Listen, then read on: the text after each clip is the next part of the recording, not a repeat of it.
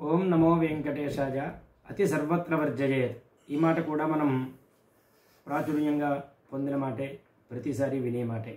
అంటే మన హద్దుల్లో మనం ఉండాలి, ఏ విషయంలోనూ అతిగా పోకూడదు అనే అర్థంలో ఈ మాట. దీని యొక్క మూలాలు కనుక చూసినట్లయితే అతిదానాద్ హతః కర్ణః, అతి లోభాత్ సుయోధనః, అతి కామాత్ దశగ్రీవః, అతి సర్వత్ర వర్జయేత్. అతిగా దానాలు చేయడం వల్లనే కర్ణుడు చెడిపోయాడని, దుర్యోధనుడు అతిగా లోభత్వం అంటే అతి స్వార్థం పూరితమైన జీవనాన్ని గడపడం వల్ల దుర్యోధనుడు కూడా నాశనం అయ్యాడు అనేది మనకి భారతం ద్వారా తెలుస్తోంది. అదేవిధంగా అతి కామాత్ దశగ్రీవః, రావణాసురుడు ఈ స్త్రీలోలత్వం వల్ల అతిగా కామించడం వలనే అతను కూడా నాశనం అయ్యాడని రామాయణం ద్వారా తెలుస్తోంది. అందువల్లే ప్రతి విషయంలోనూ కూడా చాలా మితిగా, పరిమితిగా, మన హద్దుల్లో మనం ఉంటూ ఏ విషయంలోనూ కూడా అతిగా పోకుండా ఉంటే శ్రేయోదాయకంగా ఉంటుంది అని ఈ శ్లోకం ద్వారా మనకి తెలుస్తుంది. స్వస్తి.